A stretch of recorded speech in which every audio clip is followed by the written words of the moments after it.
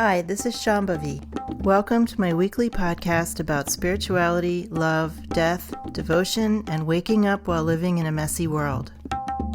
The Satsang with Shambhavi podcast is recorded live each week with students of our nonprofit community, Jaya Kula. For more information and to find out about attending a satsang, visit jayakula.org. Thanks for listening. Much love to you, wherever and however you are.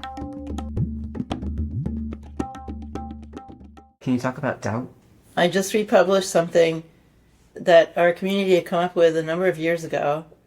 I had written some Facebook post like, don't be boring, be magical, something like that. And we had this long riff in Satsang about what is boring and what is magical. And it's really sweet. You should check it out on Kindred 108. But one of the lines of it was, skepticism is boring, honest doubt is magical. Skepticism is boring, honest doubt is magical. So skepticism is basically, as I've said many times, a form of belief. It's like you take the coin of belief and you just flip it over. It's like negative belief. It's usually not based on any actual knowing. Oh, I don't believe that. You know, that's sort of the attitude of skepticism, right? It just rejects things out of hand without any evidence or with very little evidence.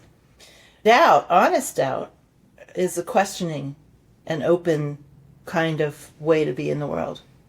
We don't believe or disbelieve. We have questions, and we're not willing to just settle for making a leap of faith, right? We actually want to find out what's real and what's not.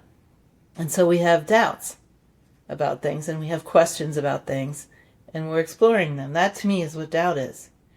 I've talked about doubt many, many times. It started out that I talked about doubt early on in Jaya Kula because I had a teacher who was very afraid of doubt and who would advise us not to doubt anything, particularly him. Convenient.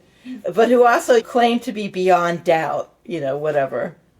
And I, with every fiber of my being, I knew this was wrong. So later, though, in investigating doubt more formally, I found out that there are just these beautiful teachings about doubt in the Zen tradition. So in Zen traditions, they have this idea of great doubt. And one of the ways that they talk about this is, without great doubt, there can be no great realization. I don't know if that sinks in for anybody, but for me, it really sank in.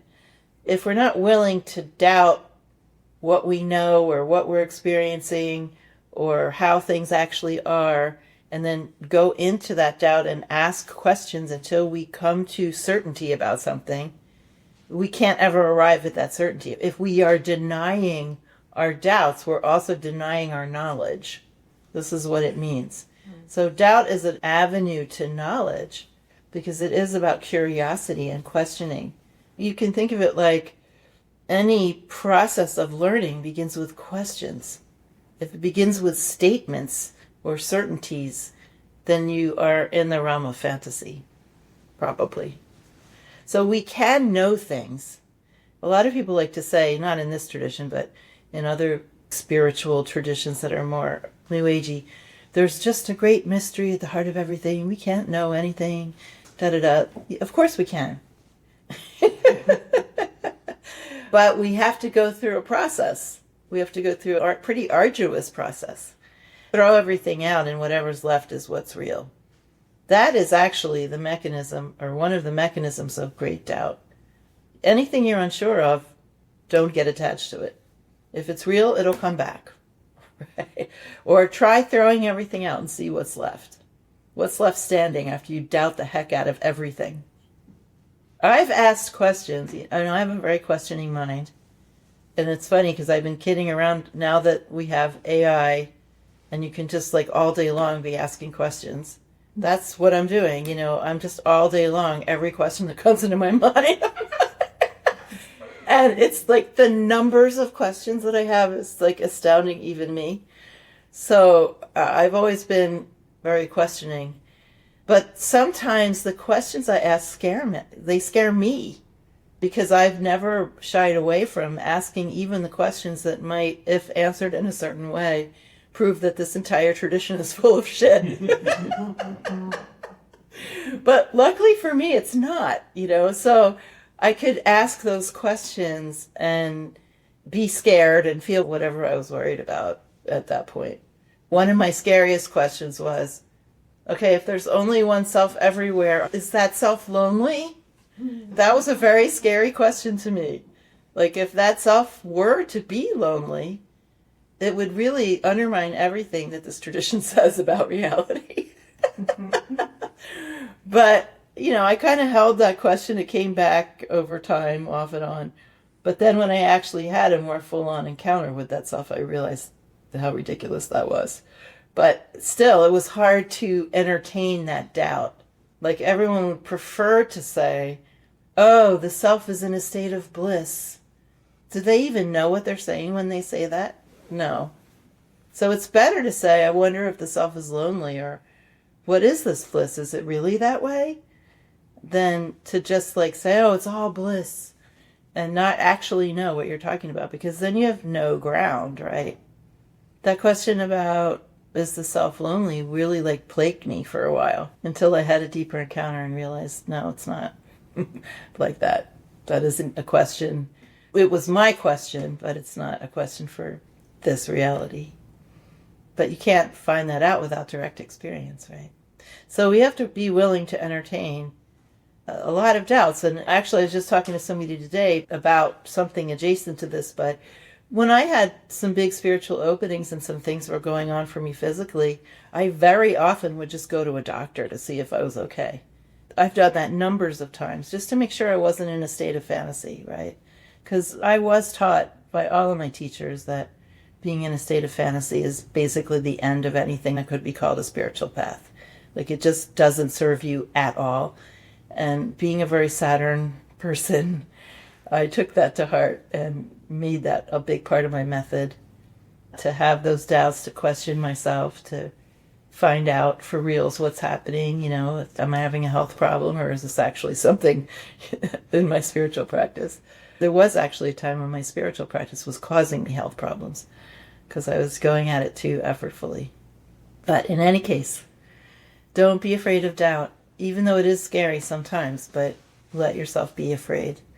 If you doubt and it turns out that some things you believed in or were trying to solidify are bullshit, that will be painful, but you'll be in a better place after you find that out. You simply cannot build either a life of healthy intimacy or a healthy spiritual life based on fantasy. You just cannot do it. It doesn't work. So we have to go through some rough times with having our fantasies stripped, and on all different levels. I think we all know that. I think a lot of us have had a lot of fantasies stripped away from us, just about who humans are and what this country is and all that kind of stuff. We get stripped a lot. The stripping of humans. But it's all good. That's what we need to wake up. 2 weeks ago, I thought you said something like, I don't want you to be the witness, I want you to be immersed in the situation. So then I started thinking, what does that mean in every practical situation in daily life? Think of the difference between standing on the bank of a river watching it go by versus swimming in the river. Swimming is actually probably the closest you can come to understanding the real experience of immersion in living presence from an ordinary perspective, like swimming in the ocean or swimming in a deep lake or a river. And the quality of that, where you have to be paying attention to it with your whole body and you're moving with it and you're responding to it in a improvisational and hopefully skillful way so you don't crash against a rock. When we're in water, a wild body of water, we have to be continually adapting. We can't just look at the water or pay attention to one aspect of it. We can't focus on some small little thing, otherwise we'll get drowned, basically. That's somewhat similar to the experience of immersion in living presence, where there's this oceanic living feeling, where there's not a sense of separation between you and that. So the hallmark of it is there's not an experience of separation, but there is an experience of being able to move and respond and play with it. It's just the way you would swimming in the ocean or swimming in a lively body of water. This isn't something you can imitate or put into play by deciding on some rules or paradigms. This happens because you're doing practice or you're being in teachings and you're actually having an experience of something, like an actual direct experience. And that, of course, can happen in satsang, but it isn't going to happen for everyone in the same way, the same time, the same place. Nor is it going to take the same amount of time for everyone to recognize that. Nor is it going to be a complete experience the first 100,000 times it happens, necessarily. I've often described it as wading into deeper and deeper parts of a pool. You know how they have those swimming pools that have sloped bottoms and they get deeper and deeper as you wade in? That's like a more incremental process, like you go in the shallow end and half your body's still out of the water, you know. But then eventually you get in the deep end and you plunge in all the way. Would you talk about the selfhood of other beings like trees, animals, our relationship with them, as how we participate with them? I don't think of it as subject-object, but I'm also looking for, like, how do I perceive the autonomy or selfhood of others? Well, how you're going to perceive anything is how you do. In other words, you do perceive trees and other non-human, non-animal entities. So to say, how should I perceive, you're asking me for a formula or some sort of intellectual paradigm for how you can shift your experience to that. I mean, more like, what's the point of view on that? The point of view is the same for humans, other animals, plant life, rocks, Walmart, etc. The view is exactly the same. Everything is made by and made of living awareness, living presence. Everything is made of the same exact thing and full of that. You've probably heard the idea that Lord Shiva or this alive aware reality is playing all these parts. And maybe when you hear that, you think, oh, they're playing all the parts of all the humans. Or maybe you think of a few animals, but it's also playing the part of the lamp and the tree and the rock and galaxies. Everything is completely imbued with that intelligent self-awareness, full of energy and all kinds of feelings, like compassion, feeling, a tenderness and devotion. In both Dzogchen and Trika, there's this idea that we can recognize living presence, but then that recognition is often fleeting. It comes and goes. Maybe it's around for 5 seconds, maybe a few days, and then it goes away again. But eventually we practice and we become established in that, and then it becomes incontrovertible. We can no longer doubt it. And that could take years or lifetimes, who knows. But in any case, when that recognition is incontrovertible, what happens to us? What is our orientation to trees and lamps? Devotion. The real feeling that arises, or the real relationship that arises between yourself and everything, is a feeling of devotion or tenderness or wanting to care for. And this is why I said that the real impetus for service, for serving others or taking care of your house or whatever it is that you're doing, the real impetus is this feeling of tenderness and devotion toward everything that is appearing. You can't fake that. That's not like an intellectual thing. I'm going to stand in front of this tree and feel devoted, you know. I'm going to stand in front of this lamp. Aw. That's something that can only happen when you actually are immersed in living presence and have more of a direct experience of what it is. We're so used to paradigms of understanding, like I'm going to have an experience of living presence and then I'm going to understand what reality actually is. But I'm still going to be me understanding something.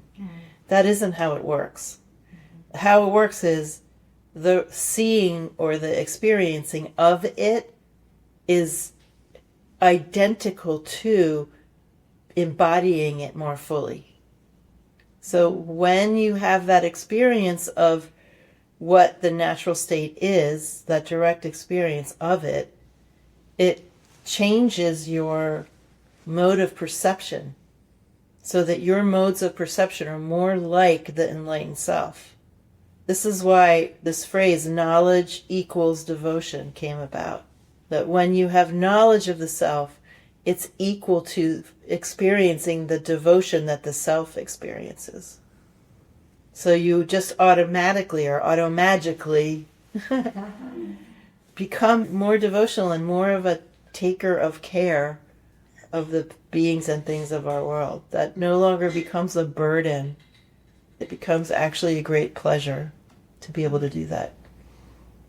There's no space for this whole thing about like what would create our own reality. You'll never have that full of a realization. I don't think anybody does. Maybe there's these special beings that we call avatars who come around every now and then. And then there's some people who call themselves avatars. We should ignore that. Anybody who puts the word avatar near their own name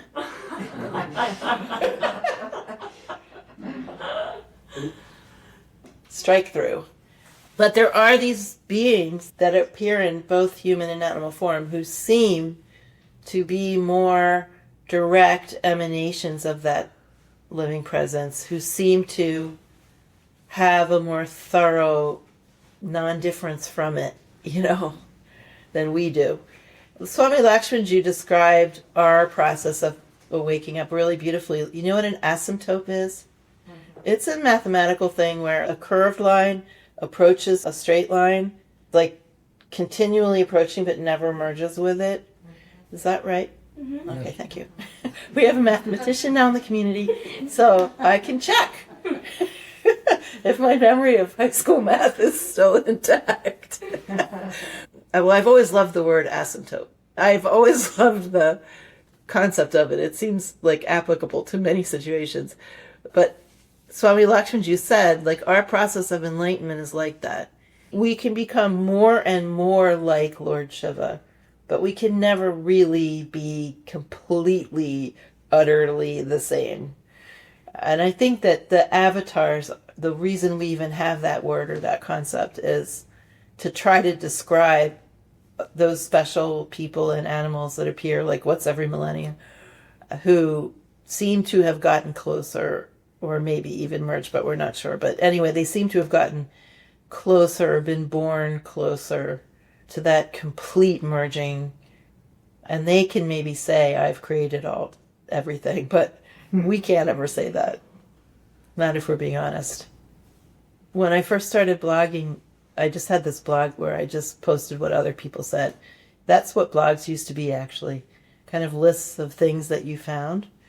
So I would post texts from books, from Trika and stuff. But eventually I started writing some stuff. And one of the very, very, very, very, very first posts I ever wrote, way back pre-Jaya Kula, pre-2007, it was called Manifest This. So it was a critique of that, what you're talking about. Mm-hmm. And it was like, if you think you can create your own life and you can manifest everything, manifest a golden egg right now. How'd you do?